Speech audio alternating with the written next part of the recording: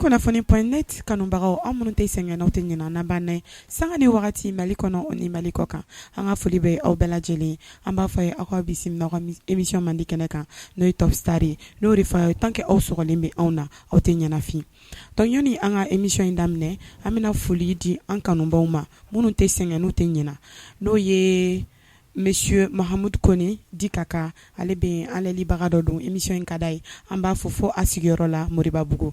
o kɔfɛ an b'a an kanubaga bɛɛ lajɛlen fo donc bi an ka invité bɛ an bolo kɔrɔ yan nɔ an n'a bɛna barobaw de kɛ baro min kɔnɔna la ni aw ni anw an bɛɛ b'an ka tata sɔrɔ a la donc tɛ kuma janya an bɛna kuma di a ma voilà ma chérie comment tu vas ça va Dieu merci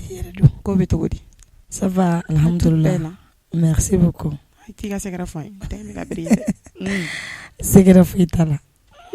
foyi t'a la ah d'accord c'est naturellement naturel. D'accord ni ko ten tɔ sinon kan jumɛn de b'i da ça va alhamdulillah an bɛ se ka tɛmɛ ni ko ye problème foyi t'a la d'accord sisan nɔ komi ne ma i présenter e yɛrɛ bɛ yan nɔ donc an bɛ kuma d'i ma i k'i yɛrɛ ɲɛfɔ an ye cogo min na an bɛ faamuyaliba sɔrɔ i ka kow la ok o diyara n ye ma kanubaga bɛɛ lajɛlen fo min bɛ k'an suit bɛɛ lajɛlen fo f'i sigiyɔrɔ la i y'a fɔ cogo min na ka Mali kunnafoni fo dantaw yɛrɛ la ka Top Star organisation bɛɛ lajɛlen fo ne Awa Sila de artiste Awa Sila bamanan dɔnkilida la voilà d'accord Awa ko k'ale bamanan dɔnkilidala ye voilà Awa ko k'ale artiste bamanan dɔnkilidala ye sisan nɔ Awa bamanan dɔnkili o ni dɔnkili tɔw ne bɛ fɛ ka dɔn différence b'u ni ɲɔgɔn cɛ ok i ye ɲininka o la o diyara n ye différence b'u cɛ parce que c'est la langue seulement sinon a bɛɛ ye dɔnkili kelen de ye daw yɛlɛmacogo dɔrɔn de don o tɛ a bɛɛ ye musique kelen de ye mais comme genre an b'a fɔ jeli dɔnkili bamanan dɔnkili an yɛrɛ minnu b'a kɔnɔ anw de b'olu dɔn sinon caman t'olu bɛɛ dɔn a la quoi sinon a bɛɛ ye dɔnkili kelen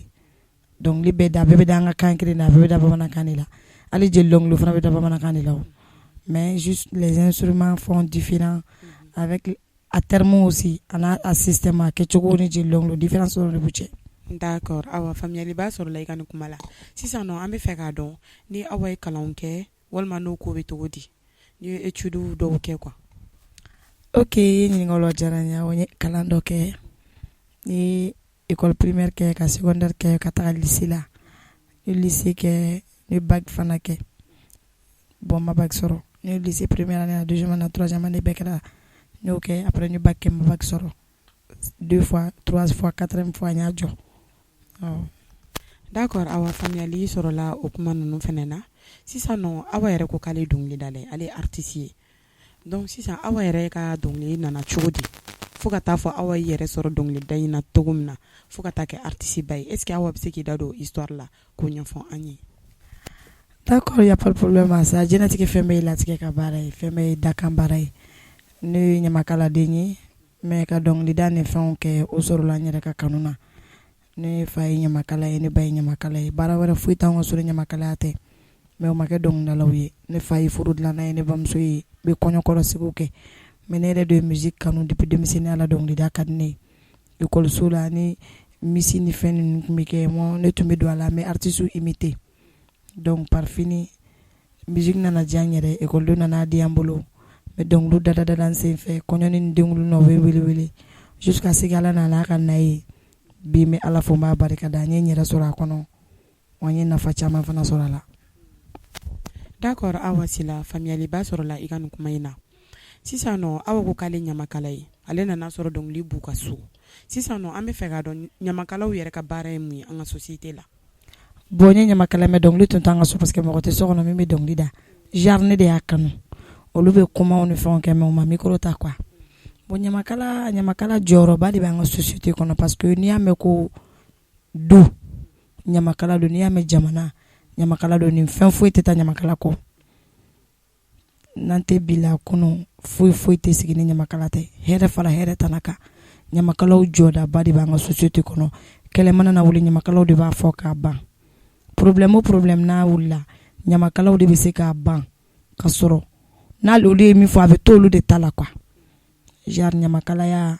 fɛn denni tɛ et puis jɔyɔrɔba de bɛ ɲamakala la société kɔnɔ ɲamakalaw bɛ lamɛn a bɛ n'a fɔ sisan bɛɛ tɛ se ka kuma min fɔ ɲamakala de bɛ se k'a fɔ a da tɛ gosi a da tɛ fara bɛɛ bɛ siran ka kuma dɔ fɔ ɲamakala de bɛ se ka fɔ dɔ bɛ y'a ka fari du kɔnɔ bɛɛ bɛ siran ka kuma fɛ ko karisa ka farin dɛ a tɛ sɔn ladili ma mais ɲamakala de bɛ se ka n'ale jɔ k'a fa ye donc jɔyɔrɔ bɛ ɲamakala la an ka société kɔnɔ. Aw ka faamuyali sɔrɔla i ka o jaabiw fana na sisan an bɛna tɛmɛ ni an ka question ye toujours an bɛ don min na i ko bi aw yɛrɛ ka dɔnkili ko bɛ cogo di. Voilà dɔnkili ko b'a o cogo la bɛ ka n débrouiller dɔɔni dɔɔni an b'a kɔnɔ an bɛ musique kan dɔɔni dɔɔni n tɛ animation kɛ mais n bɛ kɔɲɔw kɛ n tɛ sufɛ animation de kɛ n bɛ kɔɲɔw kɛ n bɛ denkudiw n bɛ wele fɛn caman na quoi donc n bɛ ka n nɔbɔ dɔɔni dɔɔni dɔɔni dɔɔni ni Ala sɔnna ma hali bi na n dɛmɛbagaw sɔrɔ ko wɛrɛw ko b'an kɔnɔ min tɛ nin si ye. Voilà sisan an bɛna kuma aw ka album ko kan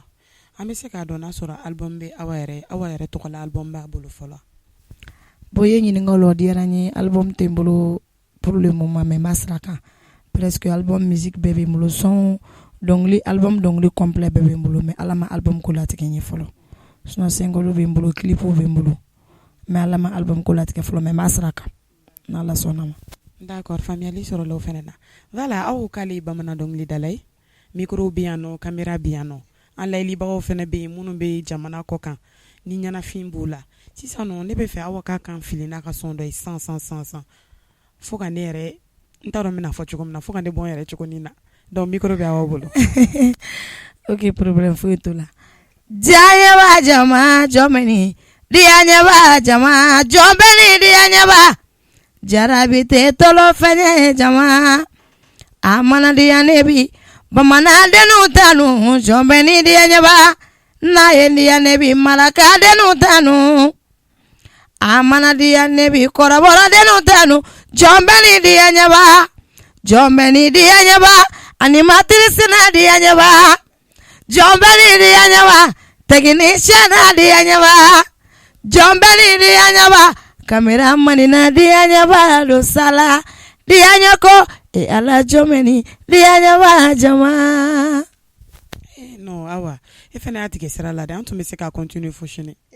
Jarabi ko in ayi mais janjaba ko in voix de tun ka di wa son de jara wa a banna an t'a dɔn an bɛ min ta ka min to franchement c'était trop bien. Merci. Donc an dan k'a fɔ dɔrɔn du courage sisan awa dɔnkili ko in ma ban dɛ émission tɔ b'a bɛ kɔfɛ donc i b'i préparer ni o tɛ ya d'accord sisan nɔ awa ka projet yɛrɛ jumɛn bɛ awa bolo nin wagati in na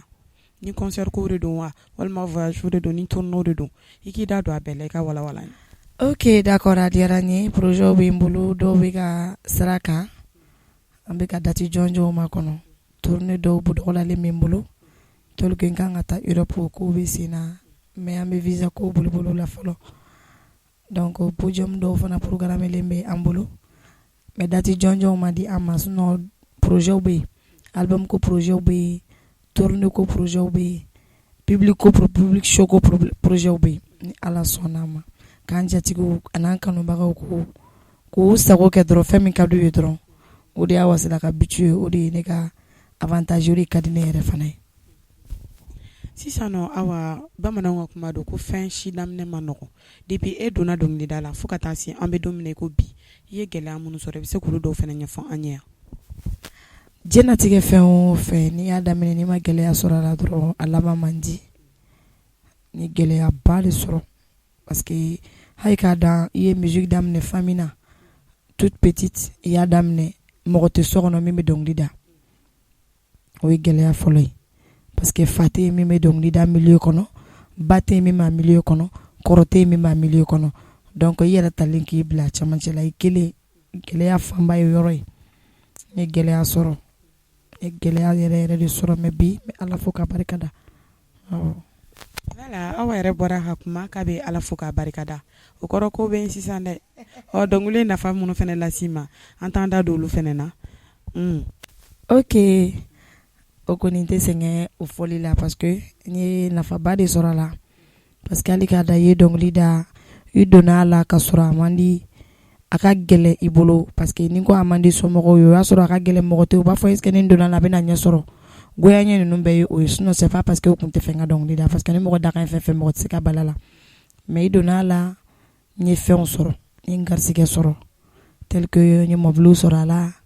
ye voyagew k'a la n bɛ n sagona ko ni diyaɲɛ ko bɛɛ k'a kɔnɔ quoi alhamdulillah jatigi ɲuman ko fan fɛ sɔrɔ ko fan fɛ bɛ don min ko bi n bɛ Ala fo ka barika da micro ye fɛn bɛɛ di yan parce que micro ye mobilitigiya kan miliyɔntigiya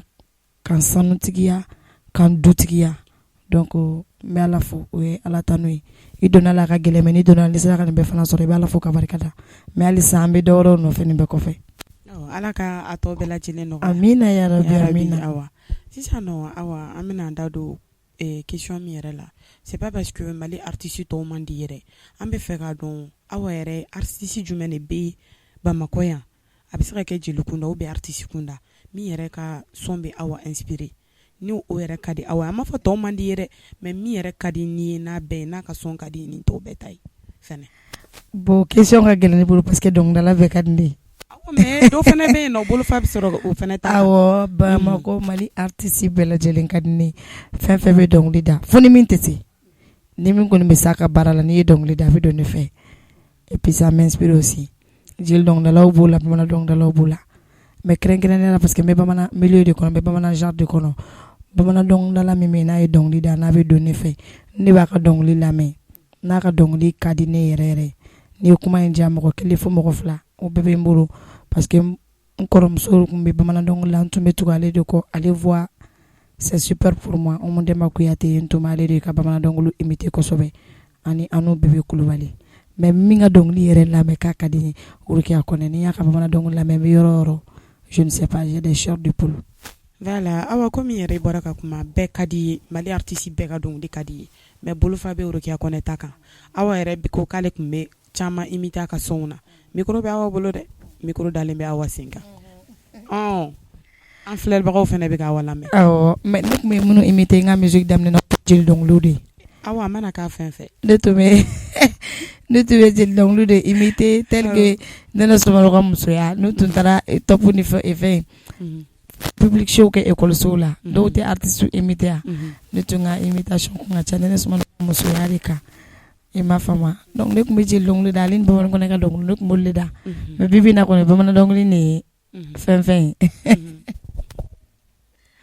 ayi mais aw ko k'ale bɛ se Rokia ka dɔnkili dɔw la o si n bɛ se Rokia ka dɔnkili ne micro bɛ awa bolo ko de la sisan parce que awa i bɔra ka son min yɛrɛ da ni mɔgɔw yɛrɛ ɲɛ tɛ sigilen na o fɔ Rokia de ye dɔnkili da ale y'an ka maakɔrɔ ye dɛ nin yɔrɔ ni wagati na sa n b'a fɔ a ka so donc micro bɛ fɛnɛ bolo ka fara o kan a banna dɛ i ye n diya da yɔrɔ o ka di sa seri da yɔrɔ o ka di an diya da yɔrɔ bebe ni da yɔrɔ o ka di sa n diya da yɔrɔ mɛlɛkɛ ni da yɔrɔ o ka di sa an diya da yɔrɔ o ka di sa kanu da yɔrɔ o ka di sa nin yɔrɔ bɛ Rokia Konɛ wele awa yɛrɛ tun bɛ se ka continuer n diya ko ye yɛrɛ ɲɛ b'a la a bɛ n'a fɔ jarabi ko ka di ayi ne yɛrɛ tɛ dɛ mais e ma technicien ye wo kɔnɔ ani cameraman yɛrɛ sunɔgɔra ko ma nɔgɔya dɛ voilà awa sisan nɔ an yɛrɛ bɛ fɛ k'a dɔn surtout musow ka kow ma nɔgɔn kosɛbɛ e yɛrɛ bɛ milieu kɔnɔna ma nɔgɔn surtout une belle femme comme toi et tout hali ni furulen don dɔw tɛ se ka tɛmɛ i la sisan nɔ an bɛ fɛ k'a dɔn drag ko fanfɛla fɛ awa y'o gɛlɛya dɔw sɔrɔ wa genre mɔgɔ min bɛ mɔgɔ draguer quoi walima k'i ka son dilan i y'a ye dɔw fana b'a fɔ f'u voilà c'est vrai est-ce que awa y'olu gɛlɛya dɔw sɔrɔ dɔnkili la non ne ma Ala ma o ko ɲɛsin ne ma fɔlɔ parce que Ala ye furu nɔgɔya ne denmisɛnninya la donc caman fana b'a dɔn ko n furulen don mais i yɛrɛ ɲuman o tɛ dɔw bali awɔ mais ne m'o gɛlɛya sɔrɔ ne mana na n ko ɲɛsin fɛn fɛn na ko ne b'o kɛ ne b'o sɔrɔ nɔgɔya la ka sɔrɔ a ma passer ni o canal ye awɔ d'accord awa a fɔra sisan nɔ ko artistes yɛrɛ de ni jeliw ni ɲamakalaw bɛɛ lajɛlen quoi ko olu de kɛlen don ka société tiɲɛ dɔnkiliw kɔrɔmatigɛ dɔnkiliw ni fɛn ninnu sisan nɔ aw yɛrɛ hakilina ye jumɛn ye o kuma in na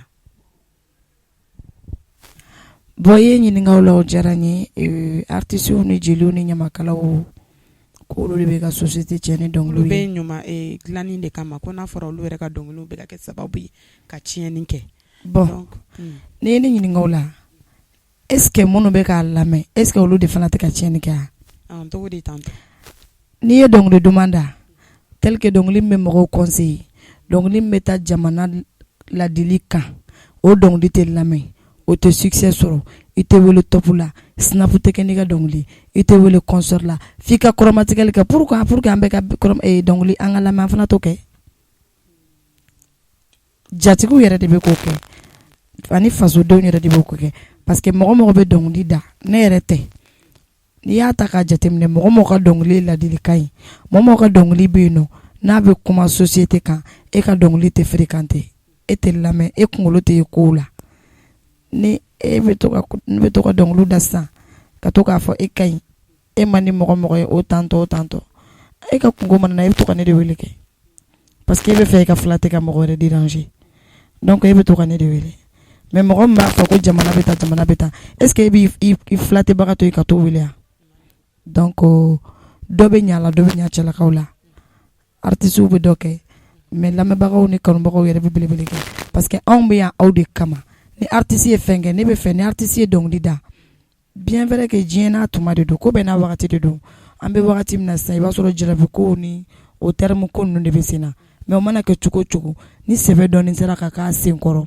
aw yɛrɛ damaw de bɛ se ka ɲamakala bɔ artiste bɔ fili la an tɛ se ka kɛ artiste kan ko bɛɛ dɔn mɔgɔ mana kɛ artiste cogo tɛ ko bɛɛ dɔn i mana kɛ ɲamakala tɛ ko bɛɛ dɔn i bɛ dɔ dɔn mais jatigi fana b'i bilasira ne ye dɔnkili dɔ da sisan tel que ne yɛrɛ y'a wa filɛ ne bɛ se ka miiri n'a ye ne ja su kɔni dugutaga ne bɛ se ka manamana dɔnkili n'o miiri da n b'a fɔ ko nin y'a da mais n b'a bila kunna ni ne ye nin da fɛn min ne ka karisa nin ne wele k'a fɔ ko i kun man ka tɛ ka nin da donc n'o bɛ olu kelen n'o b'i sen kɔrɔ sira bɛ sira la i tɛ bila a kan quoi e m'a faamu donc ne bɛ fɛ jatigiw fana ni faniw fana ko yɔrɔ fana bila u ka programme na jarabi dɔnkiliw ka di kɔrɔmatigɛli dɔnkiliw ka di mais n'an yɛrɛ fana taara ka ɲɔgɔn conseiller a kɔnɔ o fana bɛ a baga faga dɔ b'a fanga la dɔɔni quoi. Voilà, awa faamuyali sɔrɔ la i ka kuma in na i bɔra k'a ɲɛfɔ ko dɔ bɛ yan kaw la dɔ bɛ yan cɛlakaw fana na parce que généralement dɔnkili conseil bɛ minnu kɔnɔna la olu man di faniw ye ka caya fo kɔrɔmatigɛli ninnu donc sisan awa pour que ka o ko yɛrɛ m'a fɔ k'a ban pewu dɛ k'a ko la sa conseil jumɛn b'e bolo ka a lase dɔnkilidala tɔw ma i ɲɔgɔnnaw ma en fait. D'accord i ye ɲininkaw fana na o diyara n ye conseil min bɛ ne bolo toujours an ka janto an yɛrɛ bakun na fɔlɔ quoi parce que n'i y'a mɛn artiste an bɛ kɛ ka jama ladi de an bɛ kɛ ka faso ladi an bɛ kɛ ka dilanni kɛ donc n'an ta taara bɛn a dɔnkili ninnu c'est pas parce que a man di ne yɛrɛ a ka di ne yɛrɛ ye ne yɛrɛ b'a caman da ne ni ɲɔgɔnna bɛɛ lajɛlen an k'a lajɛ an ka sɛbɛkow fana kɛ c'est pas parce que manamanakow fana don kuma na fɔ cogo de kuma kɔnɔ i bɛ se ka don mɔgɔ dɔ gasi la ni donna min na u ka yafa n ma donc n'an ko k'an b'a ta dɔ bɛ se ka ne wele sisan téléphone na awa ne bɛ fɛ i ka ne fasa da i ka nin fɔ la i ka nin fɔ la n bɛ nin wari hakɛ d'i ma e bɛ dɔnkili da a bɛ bɔ e da kɔnɔ e b'a d'a tigi la ma mais a dɔnkili kelen kama a tigi bɛ se ka miliyɔn d'i ma mais a dɔnkili kelen kama e ko bɛ se ka goya mɔgɔ 100 ye donc an k'o yɔrɔ jateminɛ kosɛbɛ parce que an ye image dɔ de ye hali k'a dan ni i kunkolo yera télé la siɲɛ kelen ou bien i ye dɔnkili kelen bɔ i bɛ taa k'i tɔgɔ to tel que an ɲɛ b'a la cogo min na sisan i mana kɛ artiste ye kɔni hali n'i ye tile kelen de kɛ musique la n'i banna i bɛ taa k'i tɔgɔ to bon n'o y'a sɔrɔ o tɔgɔ ɲuman t'i kɔ a ma nɔgɔn dɔɔni donc an k'a lajɛ an yɛrɛ dama k'a dilan ni ɲɔgɔn cɛ an ka kɔ lajɛ an ka kunun lajɛ an ka bila an kunna sini fana bɛ nalen mɔgɔ si tɛ sini ta dɔn an bɛ bi la an si tɛ sini ta dɔn ne ni ɲɔgɔnna bɛɛ lajɛlen kuma ma nɔgɔn ni donna mɔgɔ min gasi la o ka yafa n ma i m'a faamu. D'accord awa merci beaucoup kuma ɲɛna voilà comme émission bɛna se a kuncɛma yɔrɔ ma sisan an bɛ fɛ ka awa ɲininka fɛn jumɛn de ka di awa ni diɲɛlatigɛ fɛn bɛɛ ye. Ok o diyara n ye fɛn min ka di ne yan tulo ni yɛlɛ o de ka di ye ni fɛn bɛɛ ye awa tɛ wari fɛ e tɛ dumuni fɛ. Ne bɛ wari fɛ n bɛ dumuni fɛ mɛ yanni ni mɔgɔ bɛ wari d'i ma k'a ɲɛ kun i kɔrɔ o fana man di dɛ. D'accord o fana ye tiɲɛ mais awa i tɛ fɛn jumɛn yɛrɛ fɛ fiyewu. Ne tɛ fɛn min fɛ yan o ka ca dɛ mais n bɛ kelen fɔ ne tɛ fɛn min fɛ yan ka mɔgɔ minɛ ko ma a ma ko min k'i la genre sisan bisigili diɲɛ bɛɛ ko karisa ye mɔgɔ lankolon ye diɲɛ bɛɛ ko karisa ye mɔgɔ kun tɛ e k'a to a k'a k'i la mais n'a ma se ne ma Mhm. hali n'a y'a kɛ ne kɛrɛfɛ ne b'a fɔ n t'a dɔn n'a ye ka mɔgɔ minɛ ko ma mɔgɔ ma ko min k'i la a hakɛ ma ɲi diɲɛ na jango lahara ne t'o de fɛ bisigi ka ne bisigi ko ma i yɛrɛ ma ne ko min na fo n y'a mɛn o de man di ne d'accord faamuyali sɔrɔ l'o fɛnɛ na aw komi n y'a f'i ye cogo min na ko in bɛna se a bayɔrɔ ma an b'a kuncɛ ni dɔnkili laban ye micro b'i bolo dɔnkili sugu jumɛn de ka ayi aw yɛrɛ de b'a lajɛ e Aw ka yɛrɛ de dɔnkili b'a bɛɛ ka d'anw ye ne ka dɔnkili bɛɛ ka a dɔn bɛɛ de ka di anw ye malidenw yo na duman cɛsiri an fasoba maliba mali bɛ tilana k'a ni fɔ maliyɛnw ye an ka jɛ ka bolo di ɲɔgɔn ma k'a dɔn da kelen fɛ k'a bɔ da kelen fɛ n'o tɛ ni kɔgɔ pɛrɛnna baba basa bi don yɔrɔ sɔrɔ dɛ i ye mali faso maliba yo maliyɛn bɛ ta ye k'a fɔ maliyɛndenw ye mali tɛ jɔ maliyɛndenw ko an ka don da kelen fɛ ka bɔ da kelen fɛ woyo mali maliyɛn bɛ ta ye ko tɛna mali jɔ don o don ɲɛmɔgɔ dɔgɔya o tɛna faso jɔ don o don maaba neni o tɛna mali jɔ don o don ɲɔgɔn kɔniya o tɛna faso jɔ malidenw ye an ka fara ɲɔgɔn kan woyo an de tun ye tamasere ɲuman ye kunun ni tun taara jamana wɛrɛ la n'a fɔra ko ka fasoden ɲumanw ɲini faso min ye danbe faso ye faso min ye maloya faso ye faso min ye fasoden minnu bɛ ɲɔgɔn fɛ ala kama kira kama u tun bɛ mali de fɔ ye mali de ye fasoden ɲumanw ye woyo malidenw ye baba an ka kɛ kelen ye malidenw yo an ni an bolo di ɲɔgɔn ma n'o tɛ fasoba maliba mali bɛ tilana. Eh non, ah ouais, la chanson c'était très très bien en fait. Ah ni diyara n'a bɛɛ. Awɔ a bɛ kɛ Parce que i tantɔ bɔra ka dɔnkili min da conseil minnu b'a kɔnɔna la ni mɔgɔw sera ka ni dɔnkili ta an mɛn komi i yɛrɛ y'a fɔ ɲɛmɔgɔ dɔgɔya in yɛrɛ an maliyɛnw yɛrɛ an donnen b'o la tɔgɔ min na tɔgɔtigi lakari n'o sera ka ɲɛmɔgɔya dabila lakari n'an y'o dabila dɔnkili min bolo yɛrɛ n y'a kɛ n y'a Afrika show kɛnɛ ye mais tellement que n y'a f'i ye cogo min na u t'a lamɛn mɔgɔ t'a dɔn yɛrɛ ko dɔnkili balolen don a lamɛnbagaw u t'a lamɛn u t'a dɔn k'a balolen don n'an tora ka jarabiw ni fɛn ninnu de fɔ sa mais awa n'i ye nin kɛ dɔnkili clip ɲuman dɔ ye nin bɛ lamɛn a clip ko bɛ sen na a ma ban de sinon dɔnkili bɔlen don a bɛ jouer yɔrɔ caman a bɛ radio so caman fana donc an b'a fɔ bonne continuation Inch'Allah awa comme wa émission mina sera yarabi kuncɛma yɔrɔ ma kumakan laban jumɛn b'i bolo k'a lase an filɛlibagaw ma o n'i yɛrɛ ka fanu ok nin wagati in na an bɛ n kanubaga bɛɛ lajɛlen fo ka mali kunnafoni mɔgɔw bɛɛ lajɛlen fo aw yɛrɛ ni ce aw yɛrɛ ye parce que n'i ye fɛn fɛn kɛ mali artiste ye i b'a kɛ i yɛrɛ de ye n'i ko fasoden ko nin fana b'a la aw de b'an dɛmɛ an bɛ na aw ka plateau kan an bɛ publier an bɛ jama caman sɔrɔ an bɛ kanubagaw sɔrɔ an bɛ wariw sɔrɔ an bɛ fɛn bɛɛ sɔrɔ a la donc k'aw yɛrɛ fo foli belebeleba y'aw ta ye k'an lajɛbaga bɛɛ lajɛlen fo nin wagati na k'a fɔ toujours maliyɛndenw ye mali bɛ nin wagati min na an ka lajɛ an ka bolo di ɲɔgɔn ma sodenw nu an ka kɛ kelen an yɛrɛ de bɛ se ka an ka mali dilan an yɛrɛ de bɛ se k'a tiɲɛ wa n b'a dɔn ni an sɔnna fana a bɛ ɲɛ donc o kumakan de bɛ n bolo n ka kuma bɛ basé o yɔrɔ de kan kosɛbɛ parce que n'i y'a mɛn artiste an bɛ kɔɲɔ ni denkudiw kɛ k'a di yan dugu sumanen don ni dugu ka kalan a ka gɛlɛn dɔɔni an bolo donc k'a fɔ maliyɛn jeunes kɛrɛnkɛrɛnnenya la sisan jeunes an ka jɛ an ka fara ɲɔgɔn kan an k'an bolo di ɲɔgɔn ma an ka kɛ kelen an k'an ka ɲɛmɔgɔw dɛmɛ an k'an ka faamaw dɛmɛ maa o maa ko k'a bɛ mali ɲɛtaga fɛ n'a bɛ mali ta ɲɛfɛ an ka fara kan an ka dɛmɛ an ka faso in jɔ. merci beaucoup wa kuma ɲɛna fɛnɛ ayiwa an lamɛnbagaw aw minnu tun bɛ k'an suit komi n y'a fɔ a ye cogo min na n ko ne ni aw ka nin plateau in tɛna kɛ basi ye n'a bɛ dɛsɛ émission kɛra wa a diyara fɛnɛ ne hakili la conseil tun b'a kɔnɔna la anw ni aw an bɛɛ an ka tata sɔrɔ a la donc o la an b'a fɔ aw k'an bɛn diɲɛ wagati wɛrɛ